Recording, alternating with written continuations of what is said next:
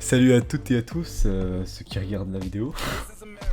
Ok, c'est la première fois que je fais un truc pareil et en vrai je trouve que c'était vraiment pas mal. Enfin, c'était bien pensé en vrai.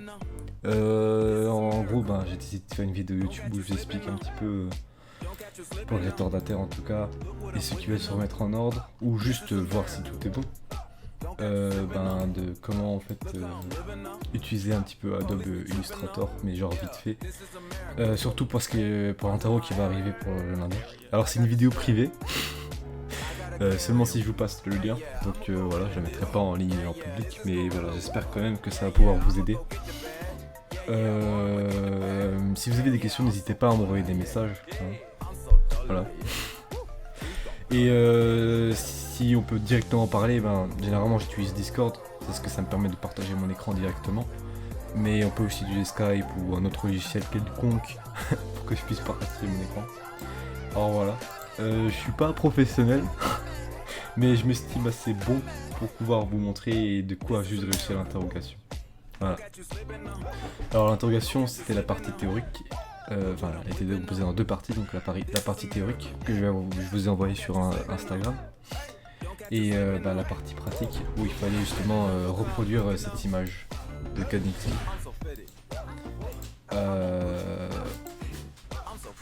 Alors. Supposons que madame elle vous rend le travail sur votre clé USB. Donc là, mon ordinateur, c'est déjà fait. Moi, j'ai rangé ma clé USB de cette façon. D'ailleurs, je vous conseille de directement commencer à bien organiser votre clé. La cire, normalement, vous n'avez pas parce que c'était par rapport à l'élevation du coup. Mais voilà, mettez un grand dossier avec la classe, le nom et le prénom. Ou ici c'est composé de atelier graphique et atelier web. Il y aura aussi des travaux en français ou dans d'autres cours généraux et aussi en communication visuelle, dans les travaux de groupe. Mais pour le moment c'est dans la période 1 les plus importantes, donc atelier graphique et atelier web. Là on va surtout parler d'atelier web graphique et du coup double clic. Ici un dossier de la période 1, comme ça vous divisez en 3 périodes, donc l'année est divisée en 3 périodes, P1, P2, P3. Là on est à la P1, du coup on ouvre le dossier de la P1. Et donc madame va vous donner un dossier, donc Kanixi, moi je l'ai ici, je mets sur mon bureau, voilà, c'est l'apéro 1. Je sais pas si ce sera la même chose, mais il y a de grandes chances, parce que de toute façon on a déjà travaillé ça en classe. Alors, supposons elle vous donne sur le travaux, là on va travailler là-bas on travaillera sur Mac. Mettez-le directement sur votre bureau, hein. Donc là vous l'avez sur la clé, vous le glissez, donc par exemple ici l'image, vous le glissez sur le bureau. Voilà. Et là vous avez sur le bureau.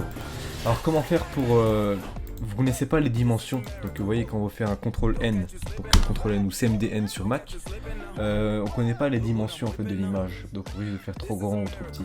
En fait c'est très simple, vous allez sélectionner votre dossier, vous allez faire un clic droit, vous allez faire ouvrir avec et Adobe Illustrator. Et ce que ça va faire, ça va automatiquement ouvrir en fonction, un nouveau document en fonction de la dimension de l'image. Alors je tiens à vous dire une petite précision. Là, vous voyez il y a des bords blancs sur les techos là. En fait ce qu'il faut faire avec la prof, et je m'en souviens j'ai eu des points en moins, donc si vous voulez je vous montrerai un petit peu les résultats que ça donne. Pas bien fait mais correctement fait. Il y a des bords blancs en fait sur le teco. Hein. Donc ce que vous devez faire c'est l'agrandir en fonction, prendre tout l'espace en fait, vous voyez. Il faut pas qu'il y ait des bords blancs justement. Alors ce que vous allez faire, donc vous allez sélectionner. Donc pour ceux qui connaissent pas Adobe, hein, je vais me répéter peut-être. Vous pourrez passer, je mettrai peut-être des timers si j'ai pas trop la flemme. Adobe Illustrator il est composé en plusieurs parties. Donc à gauche on a ce qu'on appelle la palette des outils. Voilà. Donc voilà, il y a plein d'outils en fait, de sélection, de forme. Je m'attarderai un peu plus sur chaque partie plus tard. Il y a la partie donc le plan de travail, donc ce qui délimite tout ça. Donc vous voyez, l'onglet du travail et le plan de travail, c'est tout ça quoi. Je sais pas si je peux faire. Voilà, c'est tout ça un petit peu. Donc votre document qui est là, votre image, et il y a la partie donc des fenêtres. Donc dans les fenêtres il peut y avoir plusieurs fenêtres du coup. Qu'on peut ouvrir justement dans la partie en haut ici du menu. Ben voilà, justement, les fenêtres on peut ouvrir. Donc ici, les 3 fenêtres générales qui s'ouvrent, donc c'est la fenêtre des calques, les propriétés on l'utilise. Les bibliothèques, bah, non plus jamais utilisées, donc ce qu'on peut faire, c'est les fermer. Personnellement, je les utiliserai pas. Donc la fenêtre très importante ici, c'est la fenêtre des calques. Alors, un calque un petit peu, c'est comme des superpositions, vous voyez. Par exemple, un nouveau ici, je fais un nouveau calque. Donc là, ici, c'est une image qui est dans un calque. Si par exemple, je veux la mettre en modèle, je fais ici un double clic. Donc je recommence la manipulation. Donc ici, je fais un double clic. Voilà, dans le calque que j'ai sélectionné. Et vous allez mettre en modèle. Alors pour ceux qui veulent, hein, ils mettent l'estomper l'image, en fait c'est l'opacité, la transparence de l'image. Donc par exemple ici ça fera un peu plus transparent. Et du coup ici on peut plus bouger l'image. Donc là c'est pas bien ce que j'ai fait parce que j'ai oublié justement de la redimensionner comme je vous avais conseillé de le faire. Donc pour redimensionner l'image, c'est très simple. Donc vous allez prendre aussi l'outil de la flèche noire, l'outil de sélection. Donc ça s'appelle flèche noire. Vous allez sélectionner, l'image et vous allez maintenir la touche mage. Donc voilà, vous appuyez mage et vous cliquez. Donc vous maintenez le clic gauche et vous allez l'agrandir en fait. Voilà. C'est pour en fait l'agrandir proportionnellement. Parce que si vous lâchez, ben, vous pouvez, si vous lâchez le mage, ben, vous n'avez pas, voilà, c'est beaucoup trop aléatoire. Alors que si vous maintenez le mage, et ben, elle se met automatiquement, voilà, comme ça. Elle s'agrandit proportionnellement, quoi. C'est ça le mot français. Alors hop, là je monte. Je prends déjà tout l'espace. Ce serait bien donc d'un petit peu centrer l'image. Même si il y a des bords qui dépassent, c'est pas grave. Je me souviens très bien de ces consignes. C'est pas grave du tout. Hein. Et une fois que voilà, elle est plus ou moins mise correctement. De toute façon, les consignes seront répétées directement à l'interrogation. Mais je sais même pas déjà de base si ce sera. Merde. Je l'ai pas diminué proportionnellement. Voilà, c'est bien nickel comme ça. Donc vous faites un double clic, je répète, pour faire un modèle. Donc le double clic, là il est sélectionné. Voilà, vous sélectionnez votre calque et vous faites un double clic là.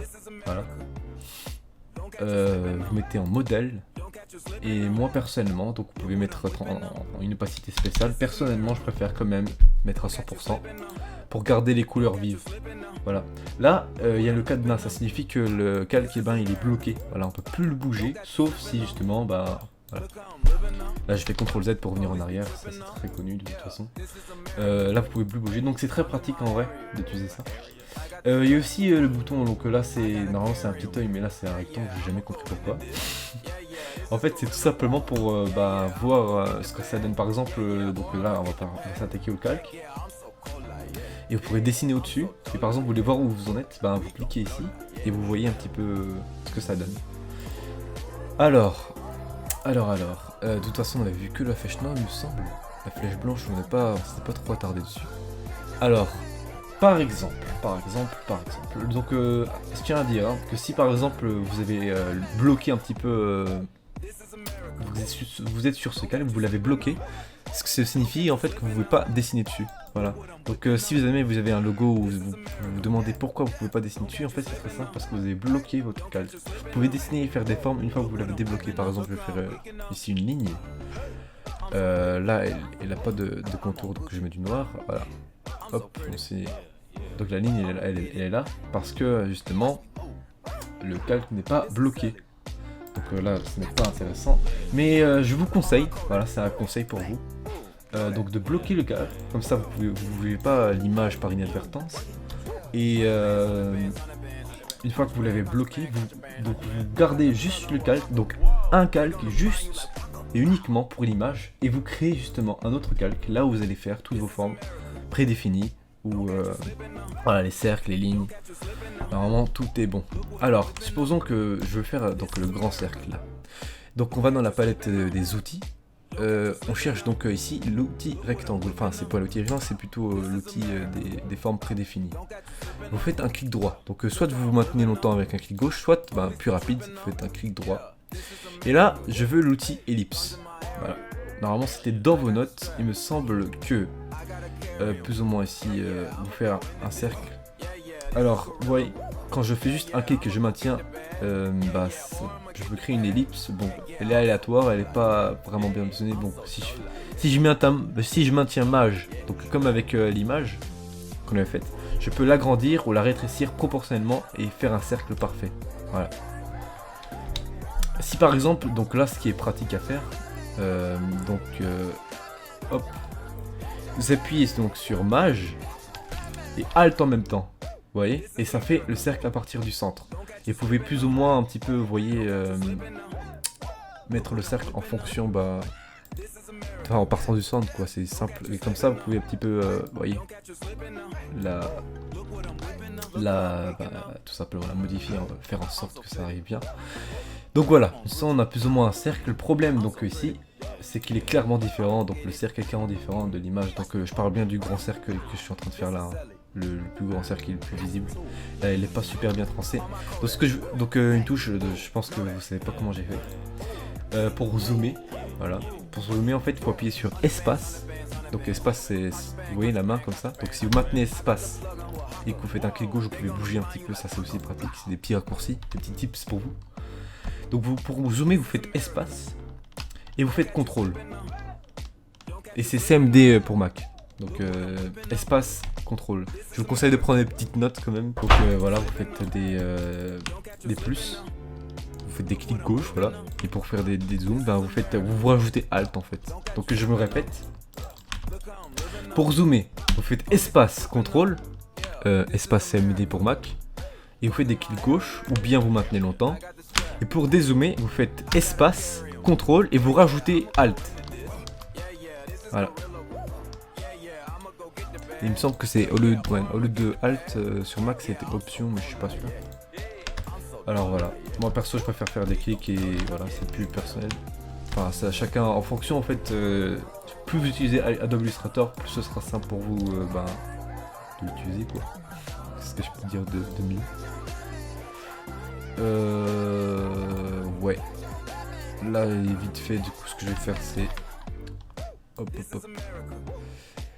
Quand vous allez agrandir, donc là je vais plus ou moins ce que je suis en train de faire en fait, c'est de mettre plus ou moins les lignes au centre, parce que ce que je vais faire en fait, c'est ouvrir la fenêtre des contours. Donc vous faites fenêtre et vous faites contour. Là il est déjà ouvert, donc elle est apparue là. Donc je rappelle ici c'est la partie des fenêtres. Vous pouvez les glisser, hein. C'est en fonction de vous, en fait, comment vous gérez un petit peu Adobe Illustrator. Chaque graphiste a ses propres façons de faire. Il y a plein de chemins en fait. Par exemple, faire un cercle on pourrait aussi faire un cercle avec l'outil plume, vous voyez, en faisant juste des courbes. Bon, ce sera pas super parfait, mais vous voyez. Ce que je veux dire dans ce sens-là, c'est qu'il y a plein de chemins pour arriver à vos fins dans Adobe Illustrator. Et chacun a ses propres façons de faire. Et c'est ça qui est super intéressant. Là, la prof, elle nous montre une façon de faire, mais à force d'utiliser, vous verrez qu'il y a peut-être des façons que vous trouverez peut-être plus simples ou pas. C'est en fonction de vous et si vous voyez, si vous utilisez souvent Illustrator ou pas. Parce que forcément, je vous conseille de vous entraîner. Bon, on reste sur, ça c'est un autre sujet, on reste un peu sur l'exercice. Alors, par exemple, donc je répète, pour fenêtre, donc vous allez dans la partie des menus. Vous faites fenêtre et vous ouvrez la fenêtre des contours. Là vous augmentez à fond le contour, donc là vous voyez que ça augmente petit à petit et voilà, vous arrivez à plus ou moins un cercle voilà, qui ressemble fort justement au cercle qu'on a fait. Alors voilà, on a notre cercle plus ou moins. Donc si vous n'êtes pas satisfait de la couleur, soit alors soit vous faites quoi, vous allez faire inverser la couleur, vous voyez, enfin inverser, donc vous allez permuter le fond. Donc ça c'est la partie des couleurs. Ça c'est le fond. Par exemple si je trace une forme, il y a le fond et le contour. Donc le fond c'est ce qui remplit la forme, la couleur qui remplit la forme. Et vous pouvez aussi rajouter un contour. Par exemple ici je vais mettre du noir là. Donc vous avez en plus le contour noir. Si par exemple j'augmente le contour parce que là il est à 1 point, là je vais augmenter, vous allez voir que voilà. Il peut être aussi augmenté. Donc vous pouvez aussi changer la couleur des enfin la couleur des contours, enfin faire des couleurs différentes pour le contour et pour le fond. Mais voilà, c'est à vous de voir. Pour le cas ici présent, ce que je vous conseille de faire, c'est mettre en fond, vous voyez, pour voir un petit peu la couleur qui est sur le contour du cercle. Donc soit vous faites comme moi. Ça c'est deux exemples que je vous propose. Donc vous faites comme moi, vous inversez la couleur, vous prenez la petite pipette. Donc c'est ici l'outil pipette pour prendre la couleur qui est là. Donc ça ressemble fort, même si c'est pas exact. Vous voyez une sorte de petite texture, je pense que c'est dû à la qualité de l'image. Mais bon, je pense que ça se fond plutôt bien. Et vous faites inverser. Donc attendez, vous sélectionnez la forme et vous faites inverser, voilà. Et vous augmentez le contour. Alors si vous changez par exemple le contour, vous voyez, vous changez la forme, hop, et vous remettez ici, le contour revient à point, vous voyez ici. Du coup, voilà, ça risque d'être embêtant. Là il était un petit peu trop gros, alors un petit peu trop petit. Voilà, ça c'est plus ou moins correct. Voilà, là vous avez votre grand cercle. Alors je vous répète pour la manière dont laquelle j'ai simplement utilisé les formes prédéfinies. J'ai fait clic droit pour créer l'outil ellipse. Pour partir du centre, donc pour tracer une ellipse en partant du centre, il faut faire maj pour faire un cercle parfait et rajouter alt pour partir du centre, vous voyez. Vous pouvez juste faire alt juste en partant du centre et faire un cercle au hasard, mais bon, là pour le coup c'était plus ou moins un cercle, voilà, un cercle parfait, enfin vite fait parce que j'ai quand même fait des petites modifications, donc c'est pas vraiment un cercle parfait. Avec, vous voyez la flèche noire, j'ai un petit peu triché en faisant en sorte que la ligne elle soit bien au centre. Et vu que j'ai tracé à partir du centre, j'ai augmenté le contour et il s'est augmenté des deux côtés, vous voyez. Donc le contour il est là, il était plus ou moins au centre de la ligne, de la grande ligne. Et quand j'ai augmenté le contour, ça a augmenté l'épaisseur d'ici et l'épaisseur de là. Voilà. Et ça fait plus ou moins un résultat correct. Alors, par exemple, vous voyez, comme je vous avais dit, c'était pour... voilà. Qu'est-ce que je peux dire? Pas voir où on est, on fait ça. Voilà, on a juste notre cercle. Alors quand vous tracez, là vous êtes sur le calque ici, quand vous tracez des formes, je vous conseille de faire d'abord les formes qui sont en fond. Mais il y a un grand mais, vous faites des formes, les formes qui sont en fond, mais vous mettez pas les couleurs. Je sais pas si vous voyez ce que je veux dire. Sinon ça risque de faire trop un bordel, surtout si vous travaillez comme moi avec les couleurs complètes. Enfin les couleurs, voilà, couleurs vives. Là j'ai pas besoin de contour, enfin je vais juste faire inverser comme ça. Et hop, là.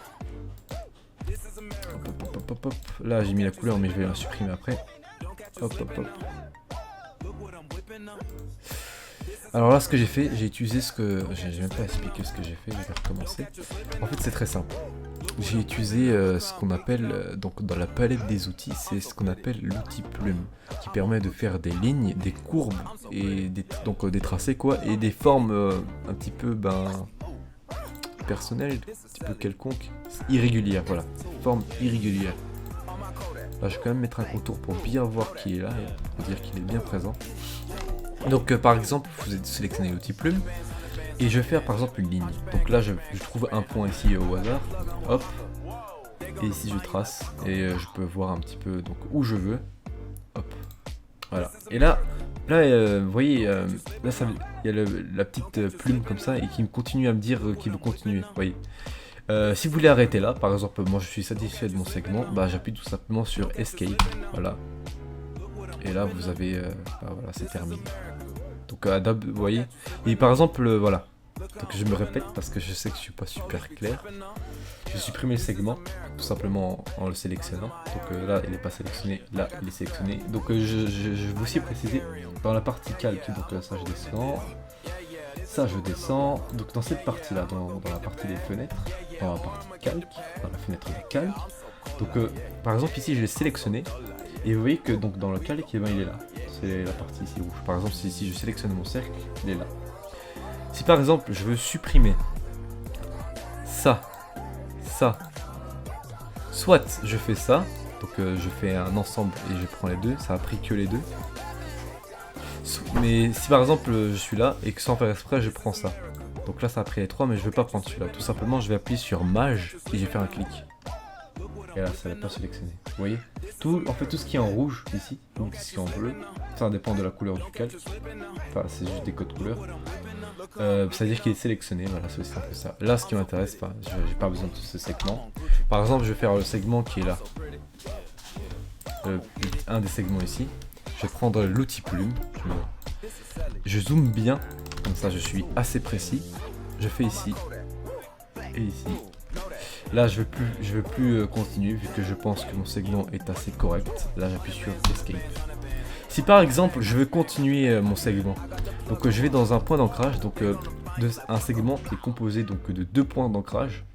C'est comme ça que Adobe Illustrator fonctionne. Donc je clique gauche ici. Et là je peux continuer à refaire ma forme. Par exemple ici je vais faire un rectangle. Hop hop hop. Et là je peux fermer. Donc vous voyez le petit rond en dessous, je sais pas si je peux... Le petit rond là, votre outil plume. Il y a la plume et juste en bas il y a un petit rond.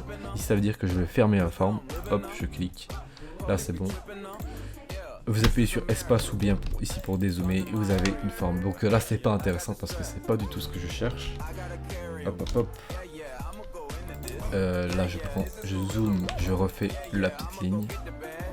Voilà. Donc. Estimer un petit peu genre tout ce qui est en fond. Donc là vous voyez, je pense que celui-là il est assez il est en bas. Mais le cercle, donc par rapport à ici je vais pas voir ce qui se passe. Donc vous voyez un petit peu votre forme. Quand vous allez voir, ce que je vous conseille de faire, vous voyez un petit peu la forme et vous déterminez un petit peu tout ce qui est en fond ou tout ce qui ne l'est pas. Donc le cercle, j'ai l'impression qu'il est plutôt au-dessus de tout. Ça veut dire que dans l'outil calque, enfin la fenêtre des calques, je peux prendre et sélectionner. Donc le cercle vu qu'il est au-dessus de tout, je le mets juste en premier. Ça veut dire que quand ça va superposer, le cercle il est au-dessus de la forme. Vous voyez? Donc là on voit pas la ligne. Donc sauf si je passe au-dessus bien sûr, mais c'est le petit rouge.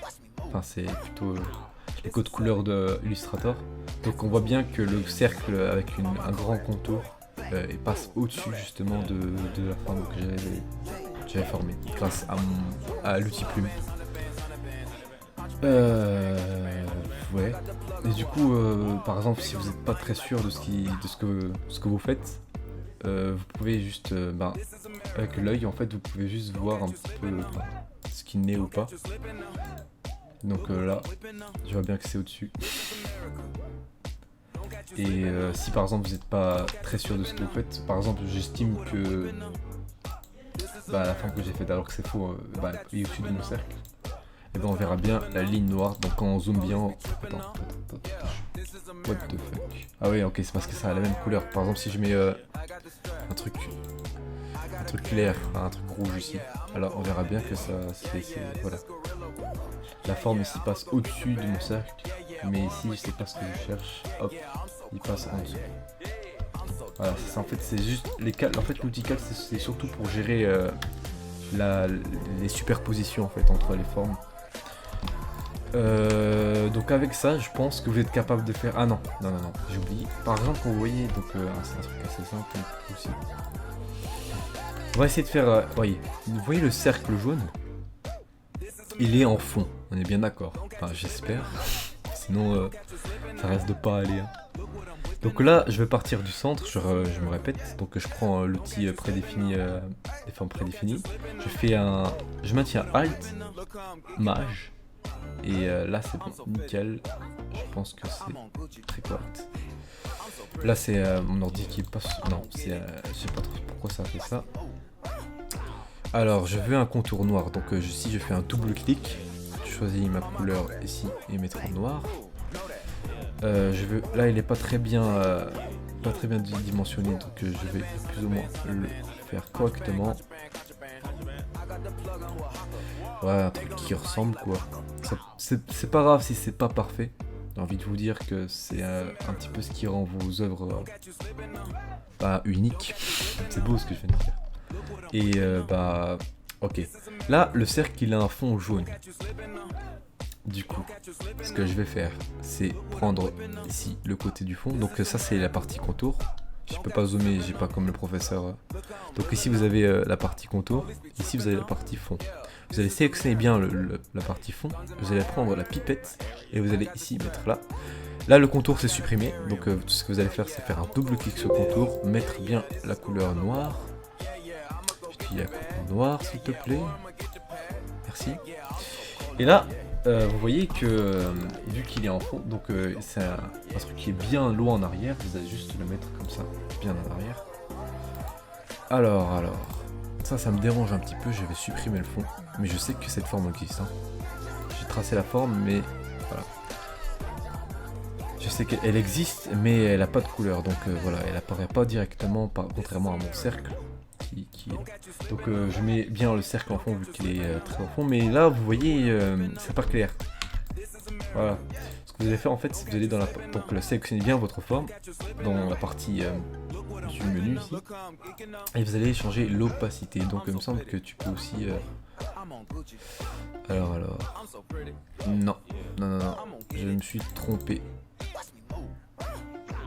Ouais non, bah tu sélectionnes ta forme et tu vois ici opacité, hop, tu mets plus ou moins à 50, c'est plutôt correct. Voilà, tu vois à travers. Voilà. Et donc par exemple je vais faire le cercle rouge là, je vais recommencer en faisant hop un nouveau cercle. Là, quand vous sauvegardez, vous voyez, ça sauvegarde, en fait la prochaine forme prédéfinie que vous allez faire aura un contour noir et un fond plutôt jaune. En fait c'est juste par rapport à ce que vous avez fait la forme prédéfinie précédente. Donc hop, là je fais plus ou moins un cercle comme ça. Donc le truc est rouge, donc je vais juste sélectionner le fond. Je vais mettre un truc rouge. Là, le truc n'a pas sauvegardé, donc je fais hop, contour noir. J'ai dit noir. Hop, voilà. Là, vous faites bien. Donc attention à ce que vous faites parce que ça maintient donc les outils que si vous les changez pas, bah ils restent quoi. Il faut bien mettre ceci. Donc la flèche noire pour pouvoir changer la place de vos formes. Alors. Hop. Là. Alors, par exemple ici, je me dis le cercle jaune, il est en dessous du cercle rouge. Donc hop, si je rappuie sur les... Mais là, je vais remettre une opacité à 50. Mais pas 50. Ah, pas 550 je veux. Voilà, et vous voyez un résultat plutôt correct. Voilà, attendez, hop, ça donne ça. À la fin des... une fois que vous avez terminé vos affaires, en fait, tout ça en fait c'est une question de superposition, c'est tout ce qu'on a vu en fait. Les exercices du lama, les exercices du renard là. En fait c'est tout ce que la gestion des calques, comment faire une forme prédéfinie, utiliser de faire des segments. Vous voyez en fait c'est juste cet interro utilise juste toutes les compétences qu'on est censé avoir apprises dans le dernier mois en fait, voilà. Et normalement vous serez capable de faire cette forme. Alors moi l'année dernière le résultat que ça donnait c'était plus ou moins un truc alors je vais essayer de retrouver dans mes affaires graphiques.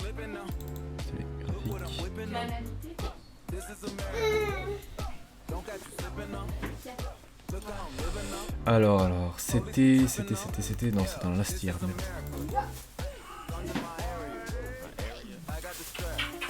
Les graphiques. Et du coup, interro 1, interro 1.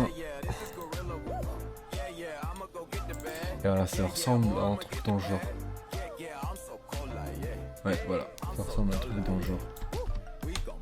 Avec ça, personnellement, j'ai réussi mon interro, même si j'ai pas eu TB. Et en fait, c'est parce que, vous voyez, il y a des contours blancs sur le déco. Je vais aussi vous montrer un dernier truc. Par exemple, une fois que vous avez terminé vos affaires, quoi, votre forme, enfin votre tableau, pardon, vous faites fichier, voilà. Donc dans la partie du menu, vous faites fichier, vous faites exporter, plutôt, attendez, ouais, exporter sous, et là vous mettez